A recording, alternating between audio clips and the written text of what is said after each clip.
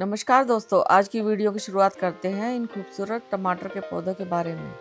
देखिए हमारे इस एक पौधे में ही कितने गुच्छों में टमाटर लगे हुए हैं और ये कितने हेल्दी और मोटे मोटे और जूसी टमाटर हैं और यह 15 बाई 15 के ग्रो बैग में लगे हुए हैं। और हमारे पास ऐसे कई पौधे हैं। देखिए इनमें भी कितने गुच्छों में फ्लावरिंग और फ्रूटिंग हो रही है और कितने गुच्छों में टमाटर लगे हुए हैं जो आने वाले दिनों में हमें बम्पर हार्वेस्टिंग देने वाले हैं। अगर आपको भी इस तरह टमाटर के पौधे में गुच्छों गुच्छों में टमाटर चाहिए तो यह वीडियो आप अंत तक जरूर देखें, क्योंकि आज मैं बताऊंगी कि हम टमाटर के पौधे की क्या केयर करते हैं और लास्ट में हम एक ऐसा फर्टिलाइजर बताएंगे जिसे डालने से एक ही पौधे पर हमारी तरह बम्पर फ्रूटिंग होगी और टमाटरों का साइज भी जल्दी बड़ा होगा और टमाटर जल्दी पककर लाल भी होंगे। तो वीडियो में अंत तक बने रहिए। सबसे पहले हम बात करते हैं बीज की। तो बीज अच्छी क्वालिटी का लें और अगर आप सर्दी में टमाटर उगाना चाहते हैं तो सर्दी का बीज लें और अगर गर्मी में उगाना चाहते हैं तो गर्मी के टमाटर के बीज लें। बीज उगाने के लिए कोकोपीट और कंपोस्ट का हल्का मिक्सचर बनाकर इन बीजों को उस मिक्सचर में बो दें। लगभग 5 से 7 दिन में इन बीजों का अंकुरण हो जाता है और जब पौधे 7 से 8 इंच के हो जाएं तब आप इन्हें ग्रो बैग या गमलों में ट्रांसफर कर सकते हैं। मिट्टी इसकी ऐसी बनाएं जिसमें अच्छी तरह से सड़ी हुई गोबर की खाद या वर्मी कंपोस्ट और रेत या कोकोपीट मिलाकर बनाएं ताकि मिट्टी में ड्रेनेज अच्छा बना रहे और जड़ें तेजी से फैल सके। ट्रांसप्लांट के बाद शुरुआती दिनों में हल्का पानी डालें और हल्की धूप में रखें ताकि पौधा शौक में न जाए और धीरे धीरे जैसे पौधा बड़ा होने लगे तो उसे 5 से 6 घंटे की सीधी धूप में रखें, क्योंकि टमाटर एक सन लविंग प्लांट है और जितनी अच्छी धूप मिलेगी इसको उतनी ही ज्यादा फ्लावरिंग और फ्रूटिंग होगी। अब जब टमाटर के पौधे इतने बड़े हो जाएं तो आप इसमें एक काम जरूर करें। देखिए ये काफी घने घने से हो गए हैं और पौधों में काफी बड़े बड़े पत्ते आ गए हैं। तो अब हम क्या करेंगे कि बड़े और नीचे की ओर फैले हुए अनावश्यक पत्तों को हम हटा देंगे। तो देखिए इस तरह हम एक एक करके ये सारे फालतू पत्ते और टहनियों को हटा देते हैं। इसी तरह हम दूसरे प्लांट से भी सारी फालतू की पत्तियों को हटा देंगे, क्योंकि ये पत्ते पौधे की काफी ऊर्जा खा जाते हैं। जब हम इन्हें हटा देते हैं तो पौधे की सारी एनर्जी सीधा फूल और फलों की ग्रोथ में लगती है, जिससे टमाटर तेजी से बढ़ते हैं और गुच्छों में लगते हैं। साथ ही नीचे की पत्तियां हटाने से एयर सर्कुलेशन बना रहता है और फंगल डिजीज का खतरा भी कम हो जाता है। टमाटर के पौधे में कभी भी ओवर वाटरिंग ना करें, बस मिट्टी में हल्की नमी बनाए रखें और हर 15 दिन में हल्की कोई भी ऑर्गेनिक खाद देते रहें। टमाटर के पौधे की टहनियाँ बहुत ही नाजुक होती हैं, तो जैसे जैसे इसके पौधे बढ़ते जाए वैसे वैसे इन्हें किसी स्टिक या डंडे का सहारा देकर रस्सी या धागे से बांध दें ताकि फलों के वजन से टमाटर की टहनियाँ टूट ना जाएं। अब देखिए इस तरह अगर पौधों की जड़ें ऊपर की ओर दिखाई दे रही हैं तो इसके लिए हमें क्या करना है।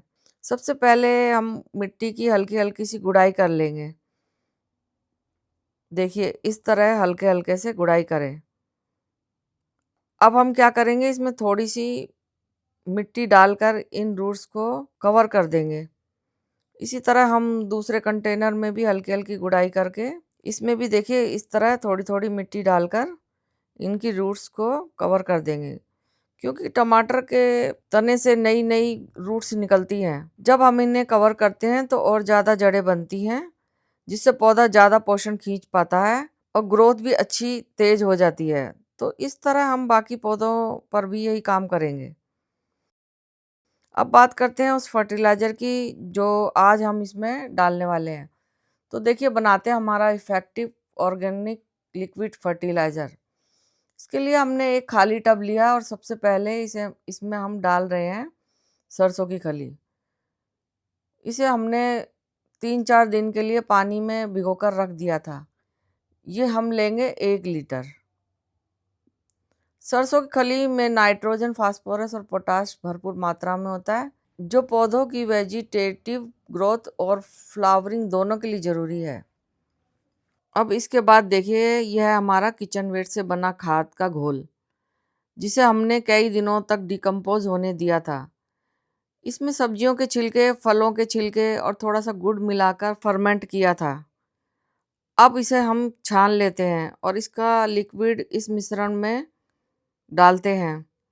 यह माइक्रो न्यूट्रिएंट्स और लाभकारी सूक्ष्म जीवों से भरपूर होता है जो मिट्टी की सेहत सुधारते हैं और जड़ों को एक्टिव बनाते हैं। अब हम इसमें मिलाएंगे चूना। आप पाउडर या लिक्विड किसी भी रूप में ले सकते हैं। हमने लिक्विड चूना लिया है और पहले पानी में अच्छे से घोलकर इस मिश्रण में डाल रहे हैं। चूना कैल्शियम का अच्छा सोर्स होता है जो टमाटर को फटने और काला होने जैसी समस्याओं से रोकता है और फलों को सख्त और हेल्दी बनाता है। अब इसमें हम 10 गुना पानी और डालकर सब कुछ अच्छे से मिक्स कर लेते हैं और हमारा पावरफुल लिक्विड फर्टिलाइजर तैयार है। अब इसे हम टमाटर के पौधे में जड़ों के पास डालेंगे। यह घोल पौधे को शुरुआत की ग्रोथ से लेकर टमाटर के लाल होने तक लगातार पोषण देगा, जड़ों को मजबूत करेगा, फूल झड़ने से बचाएगा और फलों का आकार और रंग दोनों को बेहतर करेगा। अब देखिए, यह कुछ दिनों बाद का रिजल्ट आप खुद देख सकते हैं।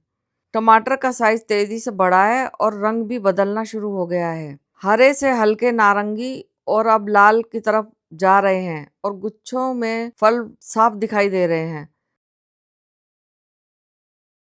अब देखिए, कुछ दिन बाद आप देख सकते हैं कुछ टमाटर पूरी तरह से लाल हो चुके हैं और हार्वेस्ट के लिए तैयार हैं। अब हम अपने ऑर्गेनिक टमाटरों को हार्वेस्ट करेंगे। देखिए ये कितने हेल्दी और चमकदार लग रहे हैं। हमने हाइब्रिड और देसी दोनों किस्में लगाई थी और दोनों की ग्रोथ बहुत अच्छी चल रही है।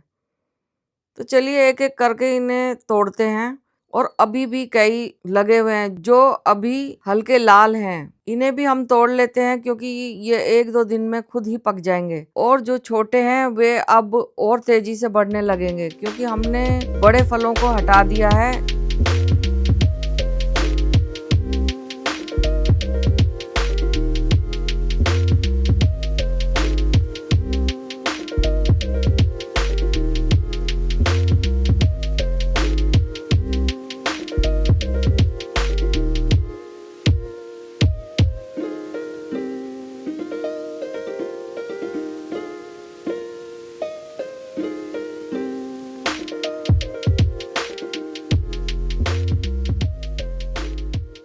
इसी तरह दूसरे पौधे से भी हम हार्वेस्ट करेंगे। यहाँ देखिए अंदर छिपे हुए लाल लाल टमाटर मिल रहे हैं, इन्हें भी हम तोड़ लेते हैं।